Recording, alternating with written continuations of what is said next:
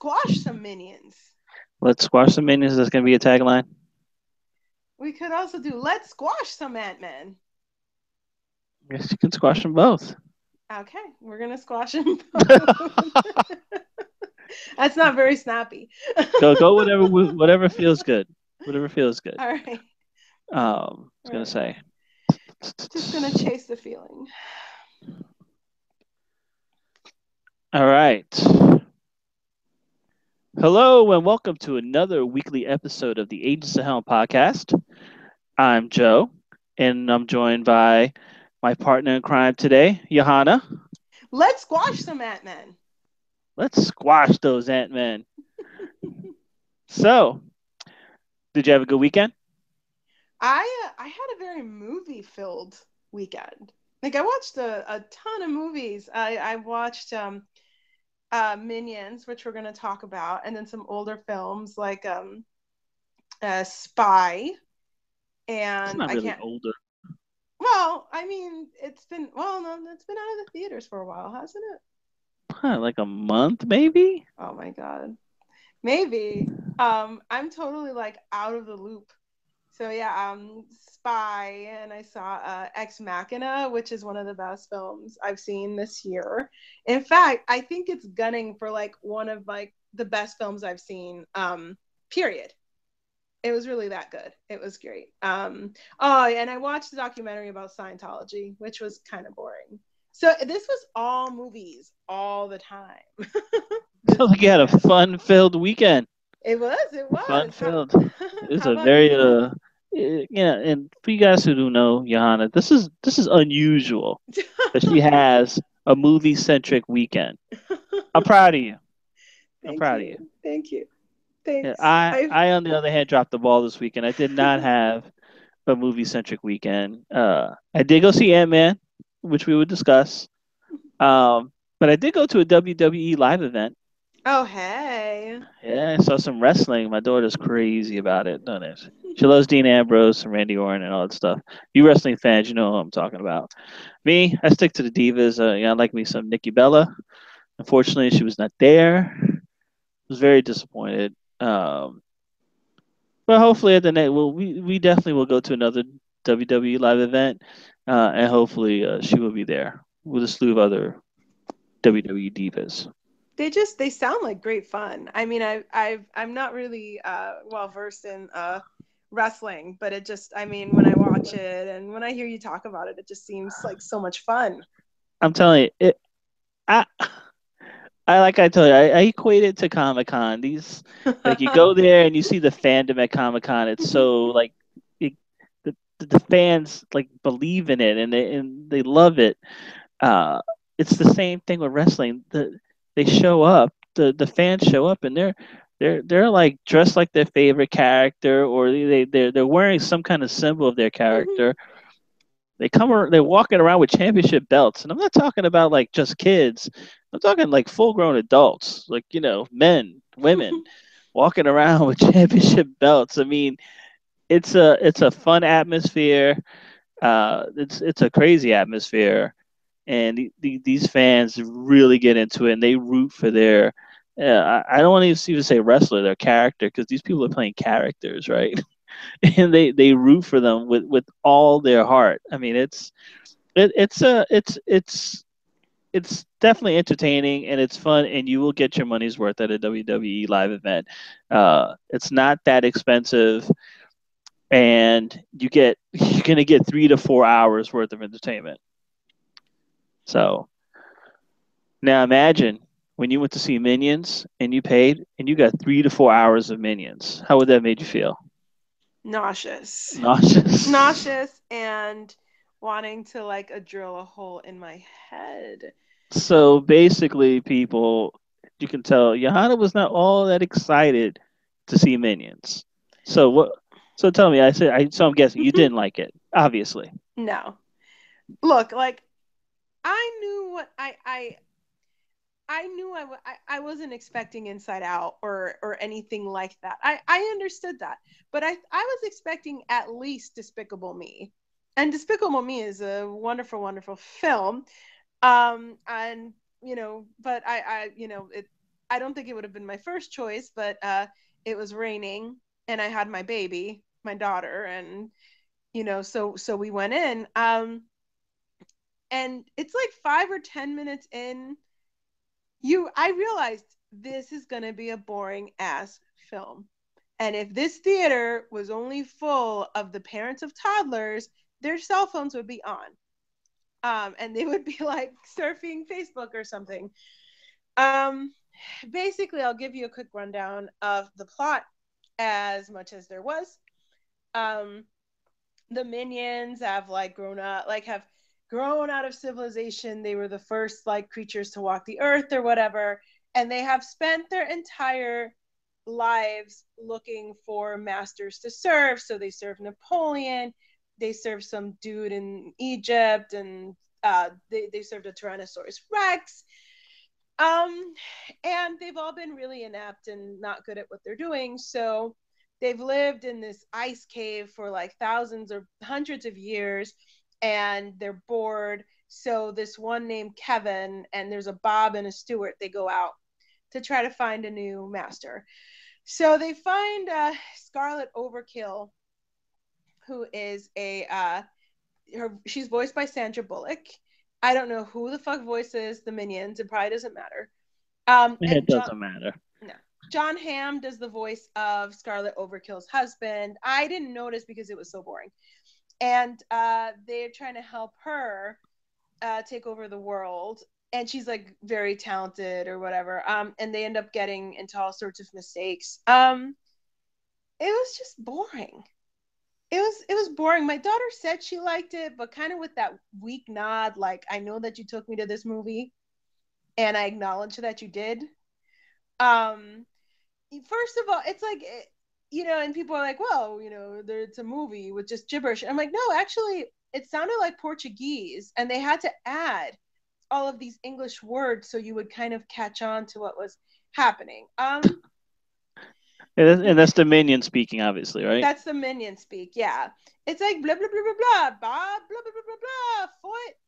So you you kind of it just they can't carry a movie. I think we all knew that, but I thought it would just be cute, or it would be maybe 50% Despicable Me, and it just wasn't. It fell flat.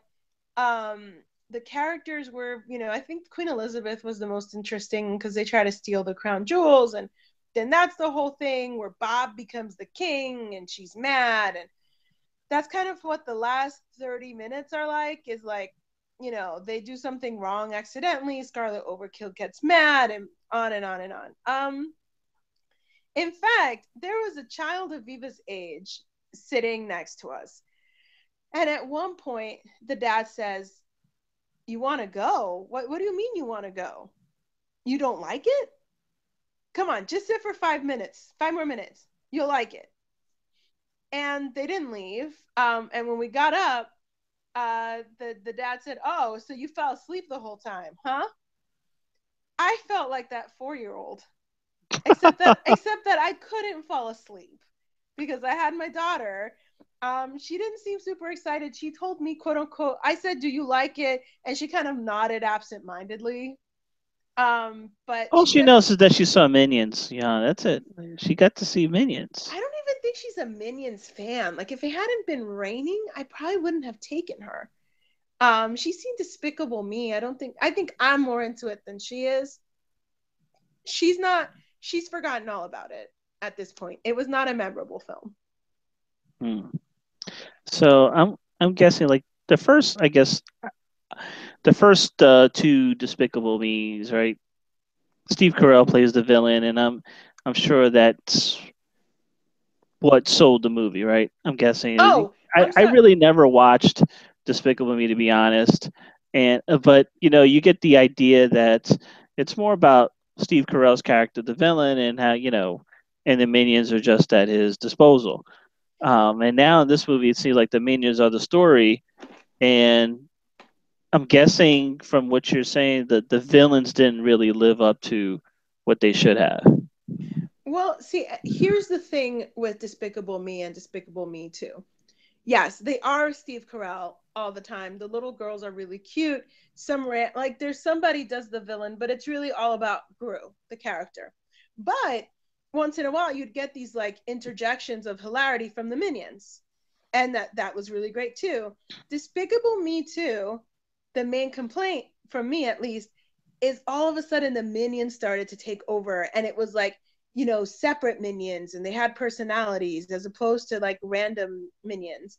And so from there sprang this idea about, let's make a movie about minions. But the thing is, a minion's only as good as the character, the master that they're serving, and Gru is extremely entertaining. Steve Carell does a great job. Scarlet Overkill is overkill.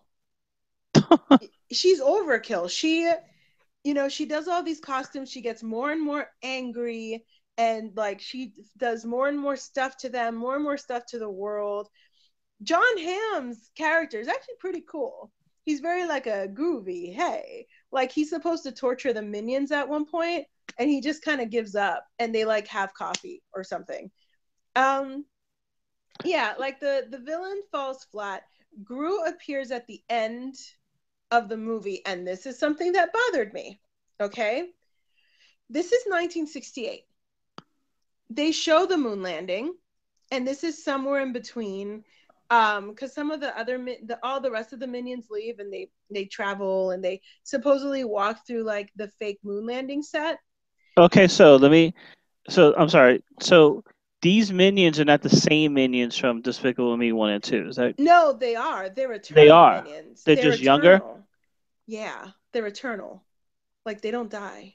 Okay, so they're just younger. Yeah, So this is a prequel. This is supposed to take place before before Despicable. Despicable. Yeah. Okay. See, this is something that bothers me, is that, so, they go through the moon landing, and then Gru shows up in 1968 as like almost a villain. In Despicable Me 1, when the moon lands, he is a tiny boy, and his mother says, "You can't ever do that." And that was like, let's say maybe 2 weeks before he shows up in London. So this is completely not continuous. There's no continuity here. Okay? I Or hate that. or maybe I was, yeah, like I'm just like, it's so obvious. But I guess they figure people who are watching Minions didn't watch Despicable Me. Either way, I was so bored out of my mind, and even my fingers were crying and in tears at how boring this was, that's the kind of shit I focused on. Wow. Yeah. You just really did not like this movie, and according Rotten Tomatoes agrees with you 100%. It's it got 54% on Rotten Tomatoes. But it did make Yeah. 49 it did make $49 million this past weekend. So it's still bringing people to the theater. I think it's relying on past success to Pe- get people to see it.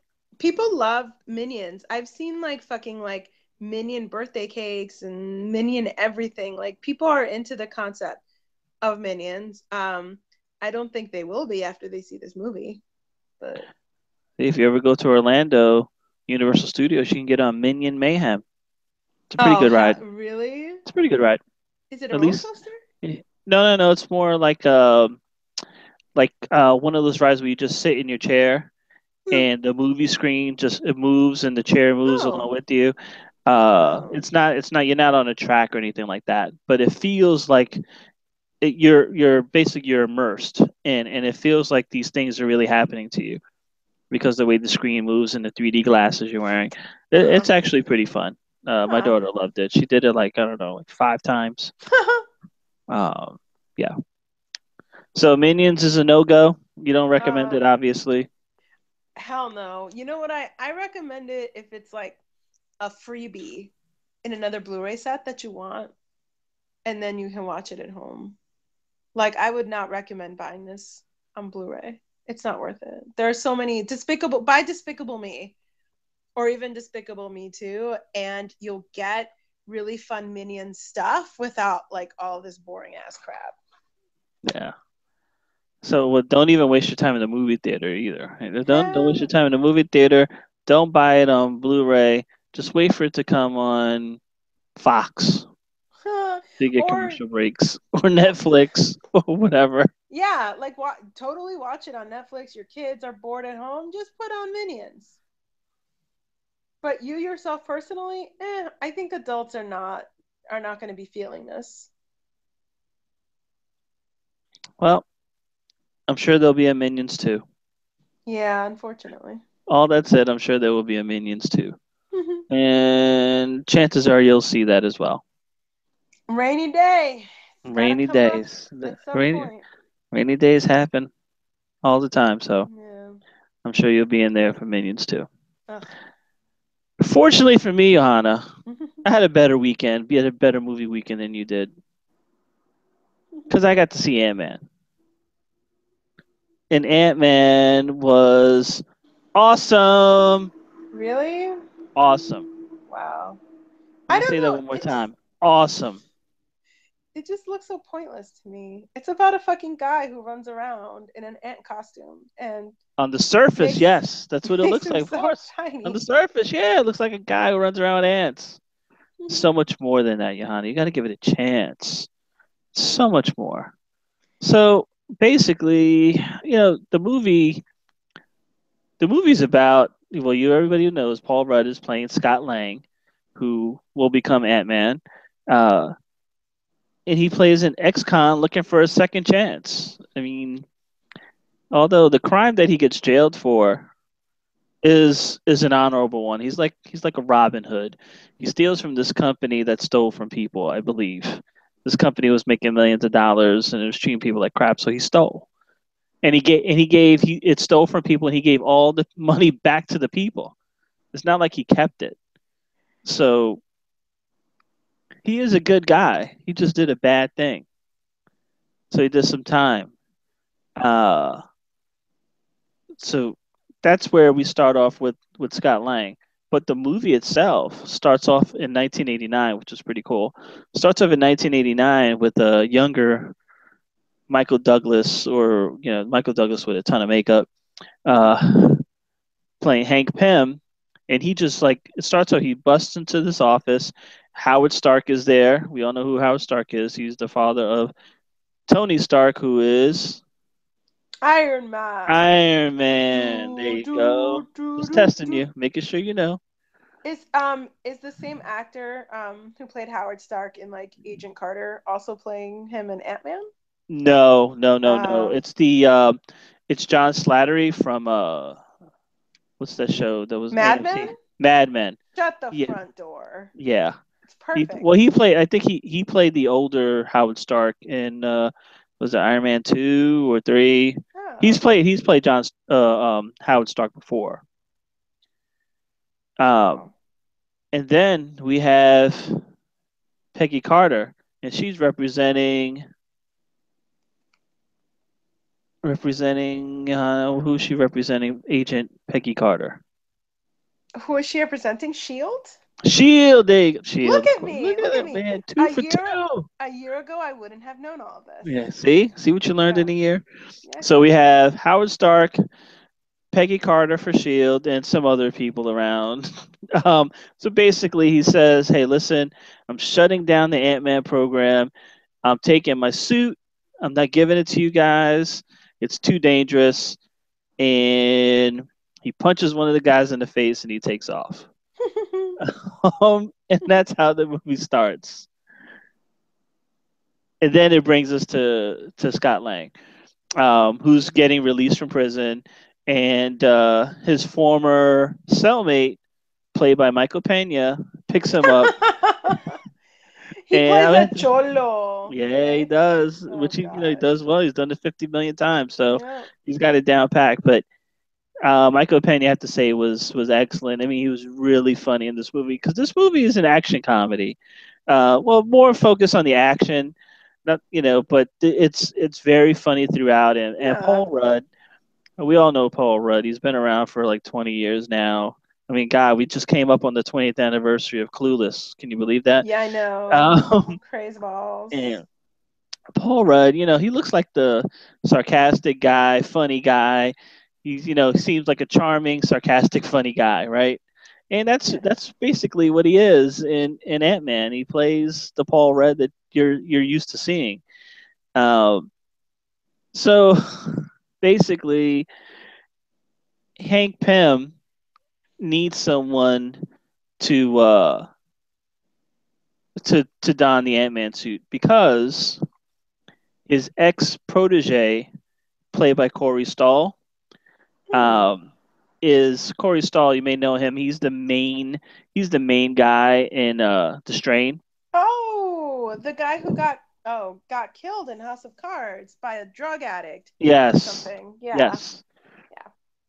So Corey Stoll plays Darren Cross slash Yellow Jacket. Now, Yellow Jacket is his version of the Ant Man program, and so Hank Pym needs to stop Corey Stoll, Darren Cross character from creating the Yellow Jacket, which is his version of the Ant Man program. Mm. So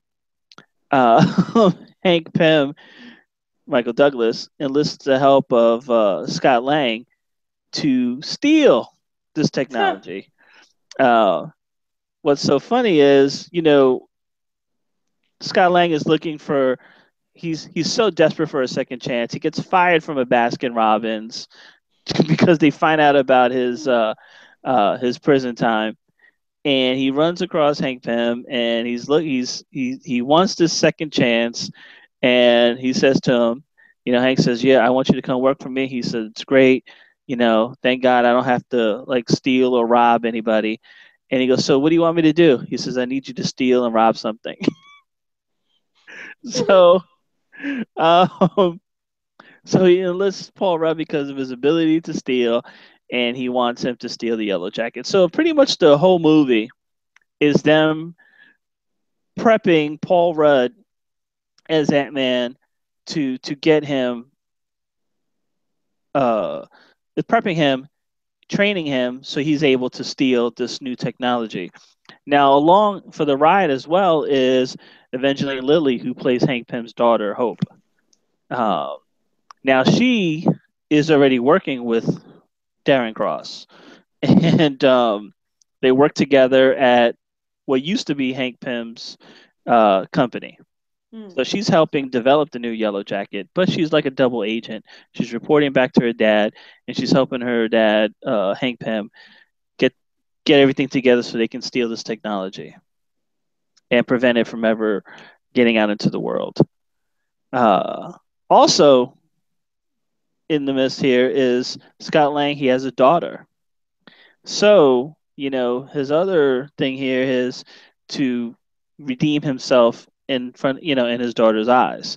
Because his daughter knows he went to jail and all that stuff. And, you know, his ex wife or ex girlfriend is played by Judy Greer.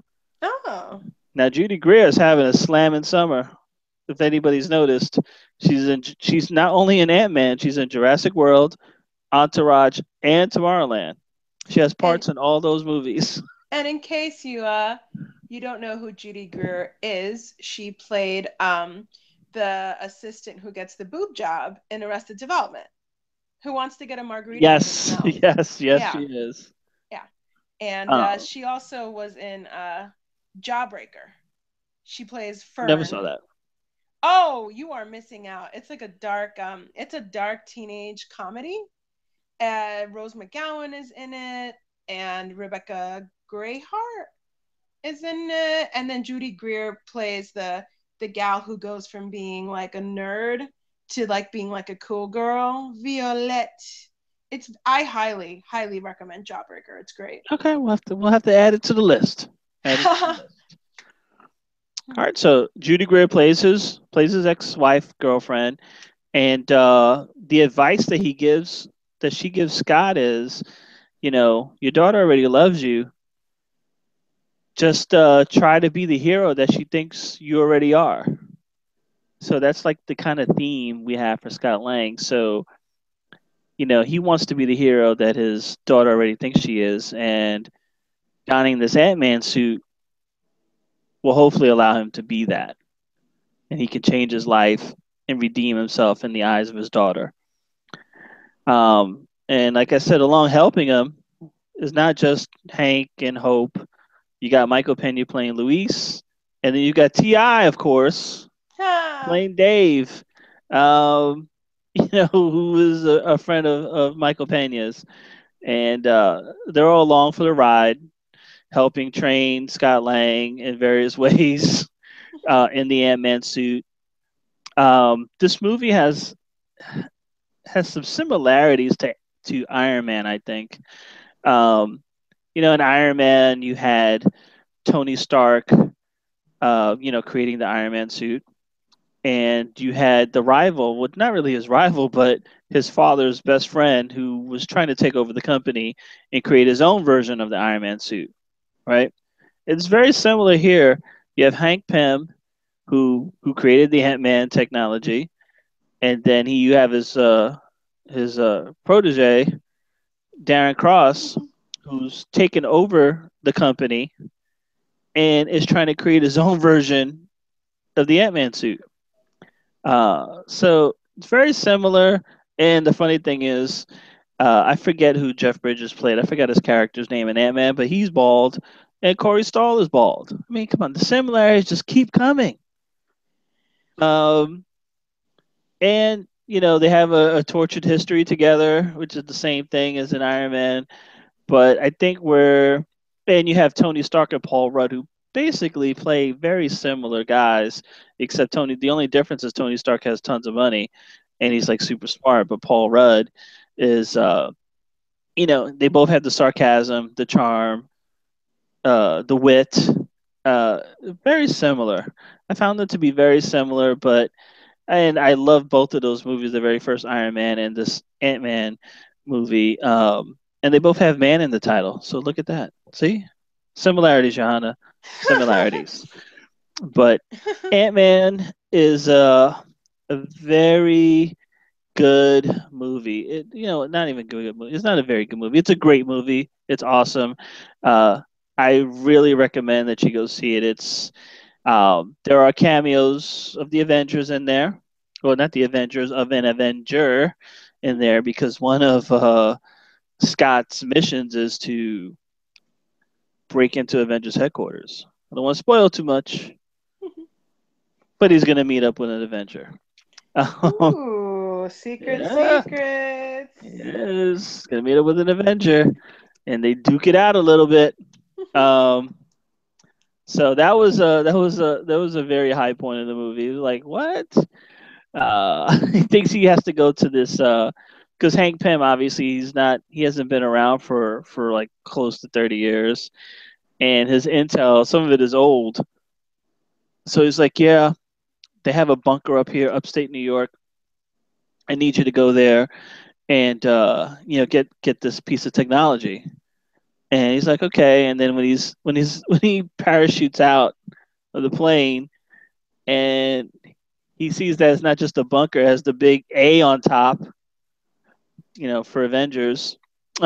He was like, dude, where are you sending me? It's the Avengers. So, and also in the movie, the first thing when Hank tells Scott his problem, the first thing Scott says to him is, "Sounds like you should call the Avengers." And Hank has no love for the Starks. He's like, I'm not placing my tech into the hands of that young idiot Stark, or whatever he says, referring to Tony Stark. So I'm not doing it. See, we're gonna have to do this on our own. So, Johan, I can't believe you didn't go see this weekend. I think Aviva would have loved it. Uh, she would have loved it over me. It would have been. It's a hero that's shorter than her. That's So true. It I shows think, you that a hero can be any size. I really did want to see it, although I just not was not particularly interested. Like the only reason I was interested is because other people were talking about it, and when I told my younger brother's a really big Marvel fan, and when I told him, yeah, I don't get the big deal, he's just a little Ant-Man, and he's like, he's not just a little Ant-Man, and proceeded to kind of rant for a while about how awesome he was. It's the reason I would go now though, now that I've heard your description, is because of how, there's a tie to the Avengers. Oh yeah, Um, it's. I'm not gonna say too much, but yeah, I'm Michael Pena is actually part of that tie. Oh, Not really? not not not because he's an Avenger or anything like that, but it's the way things get around, and the way things get back to Scott. It's funny. You have to actually see it, and See, the way Michael Pena does it. are you telling But me there's no Cholo Avenger? Because there's no Cholo I think Avenger. that needs No, to happen. He can call himself the Low Rider, the little and rider. the Low Rider, It'll and take. when He moves too damn slow. It'll take him forever to get to where the action is because you got to that's true. drive real slow, bounce up and down. You'll never get to the Yeah, action. that's true. The adventures will be done, and it'll be like, dude, where were you? It's like, taking it easy, bro. You know? Essay. Yeah. Yeah, Um, Holmes, taking it easy, Holmes. he'd also have to Never get bring there. he'd have to bring all of his cousins along. Yeah, Es mi primo carnal. yeah. Yeah, Bring his all his kids. exactly. I don't think this is a good idea. This Cholo Avenger. Yeah, I think yeah, we need to let that go. yeah. It's Yeah, gone. It's gone. the dream is over. It's over. It's done with. It's over as soon as it began. Never lasted long. You can tell Marvel not to even worry about it. Mm-mm. That is not an option. Not an option, Holmes. But Michael Pena, I can't say enough. He was good. I mean, he didn't like have a ton of screen time, but when he was on the screen, you knew he was there. He was funny. Um, yeah, there's a lot of it's like a heist movie almost. I think most people are going to enjoy it, and it was the number one movie this weekend. But it was opening weekend, and it is a Marvel movie, so people turn out for Marvel now. They've built up such a great track record now. I think they could make a movie of Captain America making a peanut butter and jelly sandwich, and people are going to show up. I am here for that. When is that opening? I am there. Opening night with my Opening Captain night. America shirt and a peanut butter and jelly sandwich in hand Yeah, to watch that movie. yep. People will go see it. It'll make through 200 million opening weekend. Captain America makes peanut butter and jelly sandwich with his shield. It uses the The shield as a shield plate. as a plate. Uses the shield as a plate. People will show up because Marvel's done it now. They've had such a great track record. I mean, if people are going to show up, you throw the Marvel sign on anything, people are showing up. Fantastic Four, people are going to show up. Yeah, I'm not. That looks stupid. It does, but you just never know. You thought Ant-Man looked dumb, and look, it's Yeah, but awesome. here's the thing. I thought it looked dumb, but everyone around me told me it was good. So I take y'all's like suggestions and like under advisement because I don't really know that much about Marvel. So Yeah, I think this Fantastic Four is not going to be great. But back to Ant-Man. I will say this: the fighting sequences in Ant-Man are great. It's just like you see in the trailer.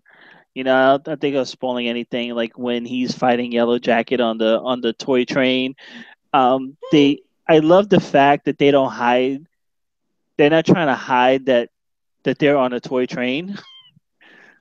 Meaning, like when the train falls off the track in the Ant Man world, it looks like a huge explosion, but in the real world, it looks just like the train, just like kind of just fell off, like a little boop. Like it looks like nothing. Or you see these big explosions when he's Ant Man, and then to us, they're like to a normal sized person, it's just like nothing. Like you don't even see it. see, it like it sounds like Beetlejuice or Honey I Shrunk the Kids. It's more like Honey I Shrunk the Kids. Okay.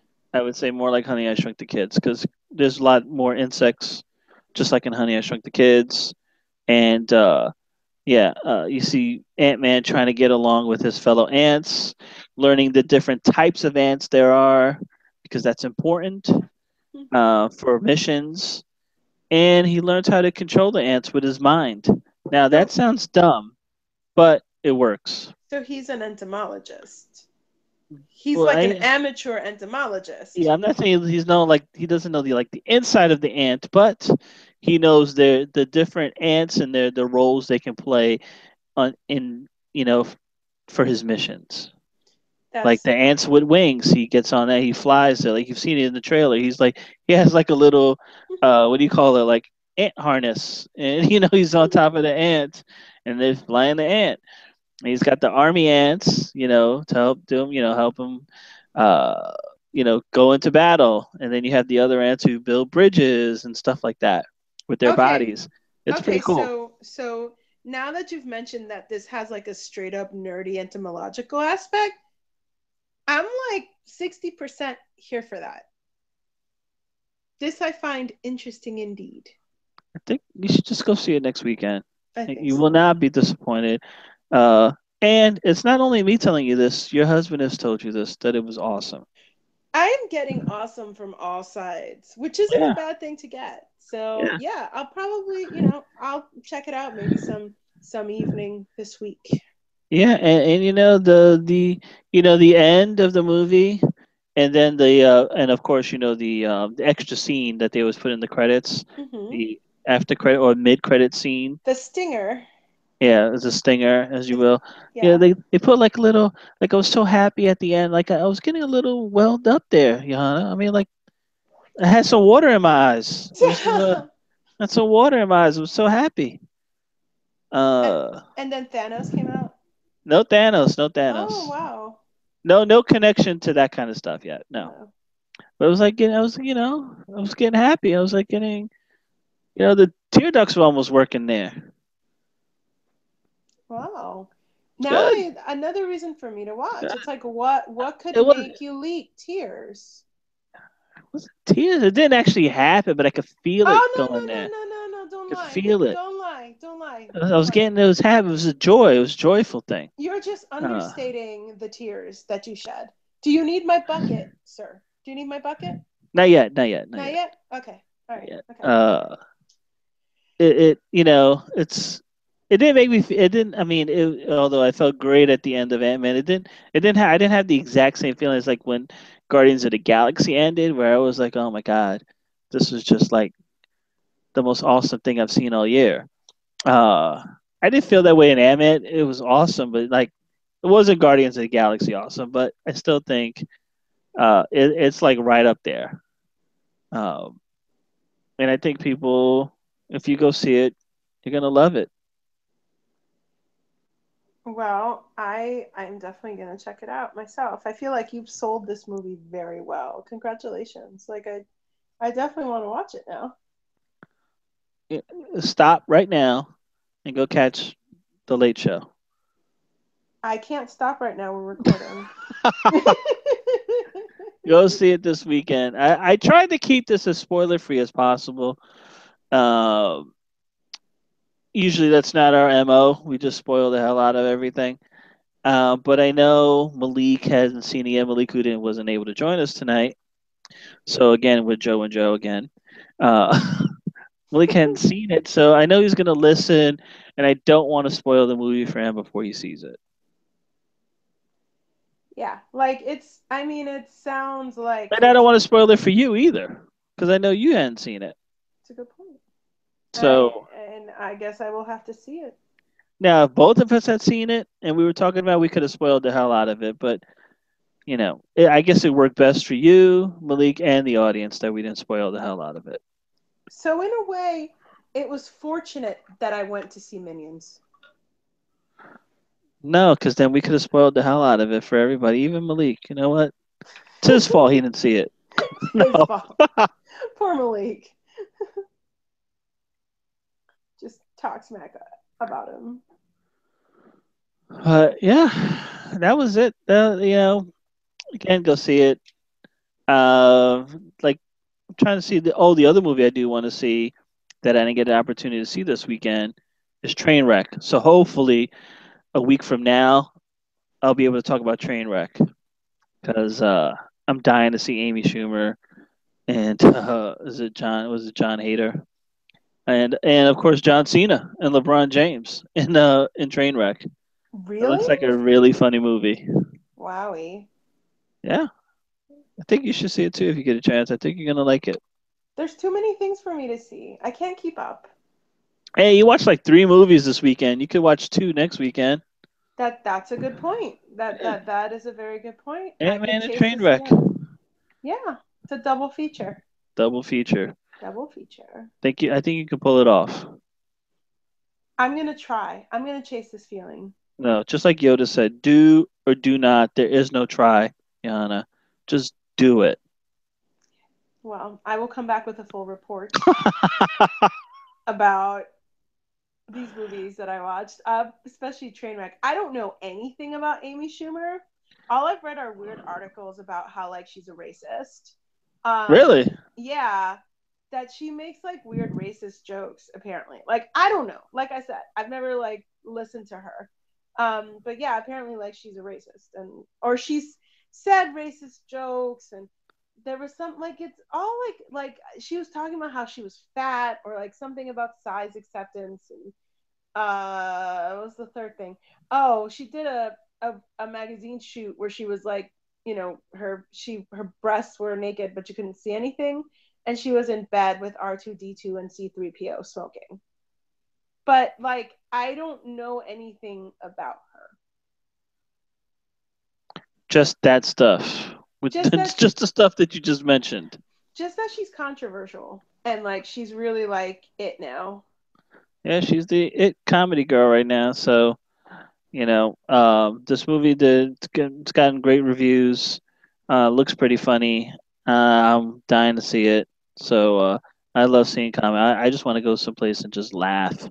So I hope that it does. I don't think a movie has made me laugh.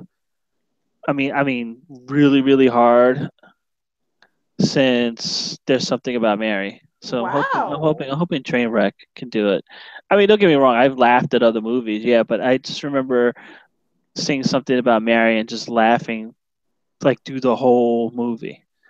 Um, in a movie which I still watch to this day quite often because I just find it very funny. I've never seen the whole thing. Oh my God. I don't know what You're happens at killing the me. end. Killing me over here. I don't know what happens at the end. I don't You know don't who know what she ends happens at up the with. end. I just don't know. Oh my God. I think I watched. You know what? I've watched it in pieces, but all the most I remember is like him getting his hoo hoo stuck in the hoo hoo, like stuck in the zipper. That's that's as Yeah, far as I that's like got in in the that film. beginning. That's like in the Yeah. beginning. Yep. How'd you get the beans above the Frank? Yeah. I don't know. Franks and beans. Oh God, you got to see this movie. You got to see it from the beginning. You got to see it from the beginning all the way through, and I guarantee you, you're gonna laugh a lot. You're Okay. gonna love it. You're gonna love it. I mean, obviously, I've seen that iconic scene with the hair, the hair gel. But Yeah. Yeah. Okay. Yeah. It's good hair gel. I didn't know it had more multiple uses like that, but yeah, hair gel. But anyway, I think that does it for us tonight, Johanna. I think Joe and yeah, Joe episode, what is this?